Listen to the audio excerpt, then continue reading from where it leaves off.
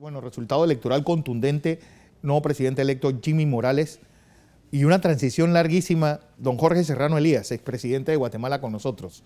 Una transición larga que va a ser todavía más tediosa este momento político guatemalteco. Es que a mí me llama poderosamente la atención que en Guatemala se abre de transición, porque vamos a transicionar de qué a qué, nadie sabe. Es decir, todos sabemos que el país tiene un Estado secuestrado, todos sabemos que el Estado está fallido, todos sabemos que el Poder Judicial no funciona, todos de antemano sabemos que el Congreso que entra es lo mismo del pasado. Y todos sabemos que el presidente que ha sido electo no sabemos quién lo acompaña. Chile es un misterio total. Es un misterio. ¿Cómo financió su campaña? Es un misterio, es un misterio total. Hay muchas especulaciones. Que si es la vieja guardia del ejército la que está detrás de él, que si son los empresarios dueños de la guayaba los que están detrás de él. Entonces, de todo eso hay un poco. Entonces nadie sabe cuál es el camino que él va a agarrar. Entonces, ¿transición a qué? Yo puedo decir, mire, estoy transicionando de un régimen autoritario, mercantilista, a un régimen social, de contenido popular, etcétera, o a un populismo, si se quiere. Pero en Guatemala no sabemos. Es decir, las ideas políticas de este señor no se sabe claramente qué es. En Panamá nosotros usamos el palo loco. ¿De acuerdo? Es típicamente un palo loco. Puede ser un excelente presidente, puede ser un mediocre presidente, quién sabe qué puede hacer. Es decir, como yo le estoy diciendo hoy a través de mi página de Facebook, señor, a partir de aquí se acabaron los discursos. Usted va a hablar con sus hechos. Tenemos que saber a quién va a poner en la comisión de transición, para saber, pues, quiénes son los que van a dar la cara por el gobierno. Es decir, hasta este momento, yo, de todas las personas que estaban paradas al lado y atrás, que estaban al lado y atrás de él, solo a su esposa conocía. Y a todo lo demás no sabía quién era. Entonces, eso es serio. Claro. Es decir, un país en que tenemos un Estado que está en el intensivo y que de repente dicen, tráiganme al mejor médico, al mejor intensivista, al que sea, y le llevaron a alguien que no saben si es enfermero, si es salubrista, si es médico, qué es. Sí, no se sabe nada de este caballero. No sabemos. Es decir, independientemente de que le quiero decir, él me visitó aquí hace como un par de años y es un hombre articulado, no es un... Bueno, alguien que tiene tablas, para decirlo de alguna forma. No, es un tipo que es un señor pues que ha sido exitoso en lo que ha hecho, pues no es como algunos dicen un payaso. No, el tipo es un comediante, sí, pero con ingenio, pues. Claro. Entonces, si él se deja asesorar, si él toma, pues podría hacer algo. Ahora, yo lo veo difícil. Una situación tan grave como la de Guatemala, una constituyente es una salida que le dará tiempo a todo el mundo, por lo menos para organizar ideas. Es que es muy difícil una constituyente. ¿Cómo se va a elegir una constituyente y a quién se va a elegir en una constituyente? Te estaba diciendo hace un ratito que en Guatemala no hay partidos políticos, no hay movimientos políticos. Mal que bien, este señor es el resultado de un movimiento popular que vota a un gobierno y lo vota por medios democráticos. Pero ¿ahora qué? Es decir, nadie quiere al líder, nadie quiere al PP, nadie quiere a la UNE, nadie quiere a nadie. Él está siendo electo porque no tiene partido, porque no tiene signo político. Si él se hubiera vinculado con cualquiera de los signos políticos del país, tampoco hubiera sido electo. Hay un dicho que dice que a veces resulta más cara la salsa que el pez.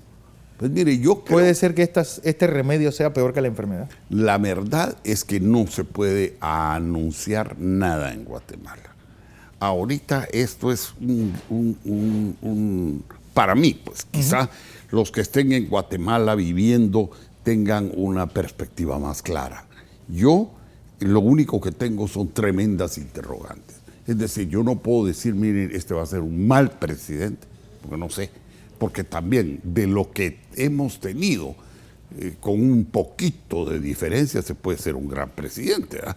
Porque de un presidente que su agenda era legalizar la droga y era robar y todo, con que pongan uno medianamente honrado, ya el país ganó, pues, pero que de ahí salga del intensivo, el tratamiento intensivo en que el país está, no lo creo. Es decir, porque yo no puedo venir y poner a un enfermo grave a correr la maratón de Boston, no Sí. se puede. ¿Puede ser este el presidente el cual usted se sienta seguro de retornar después de 23 años de exilio? Es que yo soy muy claro, a mí no son los presidentes los que me dan seguridad ni no seguridad. Ya estuvo Colón allí, yo no retorné, ni estuvo Barzú, yo no retorné. Es decir, para mí lo que pasa es que yo me he enfrentado al establishment guatemalteco, yo me he enfrentado a los dueños de la guayaba. Y eso sí no me perdonan, esos me han perseguido y me siguen persiguiendo. Y yo sí estoy absoluta y totalmente seguro que hay un cambio de actitud de estas personas o el país nunca va a respirar. Porque estas personas todo lo ven a la luz de sus privilegios. Para ellos el país debe existir con un solo propósito, es proteger sus privilegios. Pero en el momento en que sus privilegios se ven en alguna manera amenazados, reaccionan violentamente. Y tienen muchos recursos para hacerlo. Ahora lo han demostrado, no se les ha podido enjuiciar. ¿Por qué? Porque están amarrados hasta con el establishment norteamericano.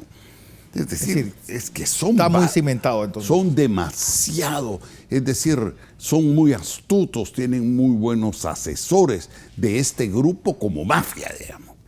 Entonces yo a esta gente sí la tengo que tener de lejos, pues, porque no, esta gente es la que a mí no me da ninguna garantía, porque no han cambiado. Ellos están viendo lo que en el país pasó y están oponiéndose a los impuestos y están en una agenda totalmente cosmética que les garantice a ellos seguir mamando. ¿Se oxigena el sistema con este caballero Morales?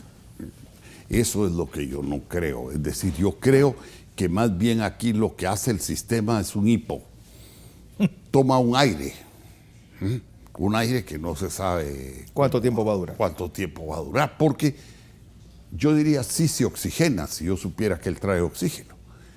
Pero yo no puedo decir que sí se oxigena cuando quizás lo que él trae en la mano es gas cloro. Uno nunca sabe. Si usted tomase, y sabiendo lo que usted sabe como el presidente de Guatemala, ¿cuál cree usted que deben ser los pasos de Jimmy Morales ahora? Bueno, yo he propuesto al país la refundación del Estado. Es decir, creo que hay que hacer entrar a los tres organismos del Estado actuales en una profunda crisis y en una profunda reestructuración. No podemos seguir con el presidencialismo a ultranza, deben existir controles del Estado y para eso yo propongo la creación del poder de control para que supervise políticamente a los poderes del Estado. No podemos seguir con un organismo judicial venal, corrupto, vendido, con un sistema mercantil en el sistema judicial. Eso no puede seguir.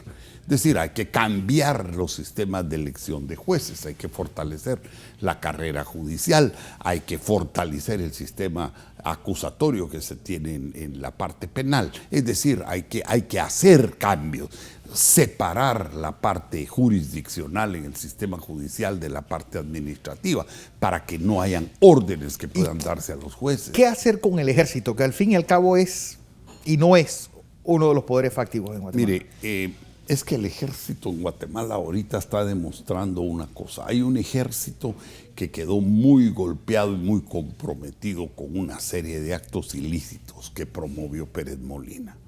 Hay otro ejército que vive de sus pasadas glorias. Y hay otro ejército que es profesional, joven, que lo que está haciendo es el trabajo para el cual fue educado.